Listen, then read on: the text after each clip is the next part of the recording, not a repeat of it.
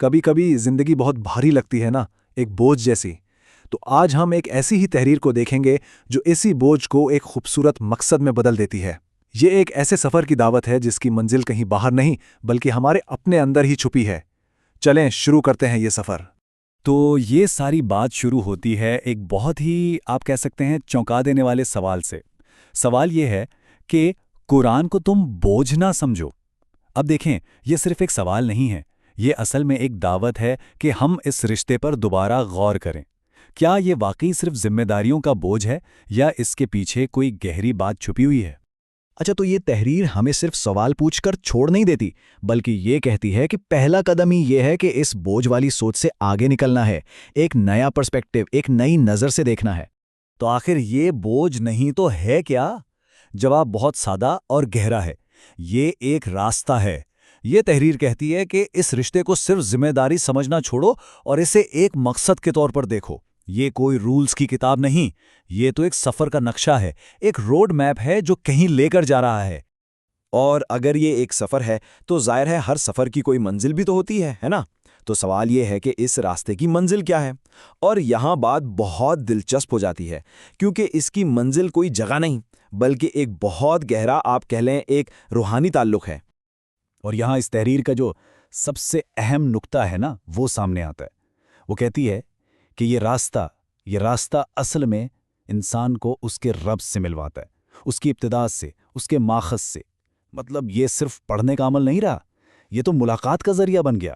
یہاں تعلق کا مطلب یہ نہیں کہ بس کچھ رولز فالو کر لیے، نہیں، اس کا مطلب ہے ایک ایسا رشتہ بنانا، ایک ایسا کنیکشن بنانا جو ایک فرد کو اس کی اپنی اصل سے، اس کے اوریجن سے جوڑتا ہے۔ یہ ایک ذاتی، بہت گہرا اور بامانی تعلق ہے، کوئی رسمی معاہدہ نہیں۔ لیکن ہم سب جانتے ہیں کوئی بھی اہم سفر آسان تو نہیں ہوتا، اور یہ تحریر اس حقیقت کو بالکل مانتی ہے۔ یہ کہتی ہے کہ ہاں، یہ راستہ خوبصورت ہے لیکن مشکل بھی ہے۔ تو یہ ہمیں چیلنج اور انعام دونوں چیزیں ایک ساتھ دکھاتی ہے۔ اس سطر میں نا، چیلنج اور اس کے انعام کے درمیان ایک بہت ہی خوبصورت توازن ہے۔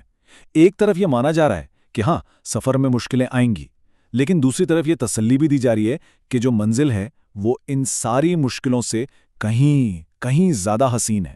تو اس راستے کی جو دوہری فطرت ہے نا، اس کو سمجھنا بہت ضروری ہے۔ ایک طرف تو محنت ہے، جد و جہد ہے، بالکل جیسے کوئی پہاڑ چڑھ رہا ہو، لیکن دوسری طرف ایک حتمی انعام کا وعدہ بھی ہے، ایک گہرا تعلق اور خود کو پہچان لینا۔ یہ تحریر جد و جہد کو نظر انداز نہیں کرتی، لیکن توجہ ہمیشہ اس آخری مقصد پر، اس انعام پر رکھتی ہے۔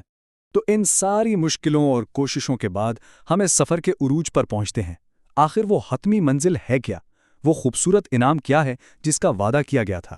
اور جواب بہت ہی ذاتی ہے۔ اور یہ اس تحریر کی شاید سب سے طاقتور سطر ہے، سب سے اہم دعوت۔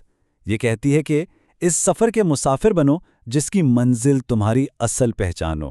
اس کا مطلب کیا ہوا؟ مطلب یہ کہ یہ راستہ صرف خدا تک نہیں لے جا رہا، یہ تو انسان کو خود اس کے اپنے آپ تک پہنچا رہا ہے۔ تو یہ اصل پہچان ہے کیا چیز؟ اس کا مطلب یہ نہیں کہ کوئی نیا میں بنانا ہے، بالکل نہیں۔ اس کا مطلب ہے اس اصلی میں کو دوبارہ ڈھونڈنا جو شاید کہیں کھو گیا ہے۔ یہ وہی نقطہ ہے جہاں سے سفر شروع ہوا تھا، اور یہ وہی جگہ ہے جہاں اسے پہنچنا ہے۔ مطلب انسان کی ابتدا بھی وہی اور انتہا بھی وہی۔ تو اس پورے سفر کو نا ہم 3 سادہ مرحلوں میں دیکھ سکتے ہیں۔ پہلا مرحلہ، مسافر بننے کا فیصلہ کرنا، ارادہ کرنا۔ دوسرا، پھر اس منزل کی طرف چل پڑنا۔ اور تیسرا، جو سب سے ضروری ہے، اپنی اصلی پہچان تک پہنچنا، جو کہ اس سفر کا آپ کہہ لیں آخری مقصد ہے۔ اور سب سے اہم بات یہاں پر یہ ہے کہ یہ سفر کچھ نیا بننے کے بارے میں نہیں ہے۔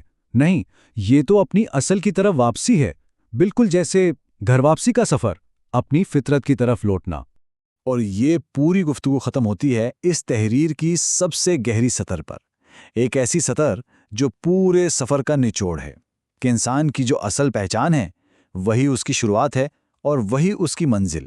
تو پھر آخر میں یہ سوال رہ جاتا ہے کہ کیا یہ سفر آگے بڑھنے کا نام ہے یا پھر اپنے ہی مرکز کی طرف لوٹ کر ایک دائرہ مکمل کرنے کا؟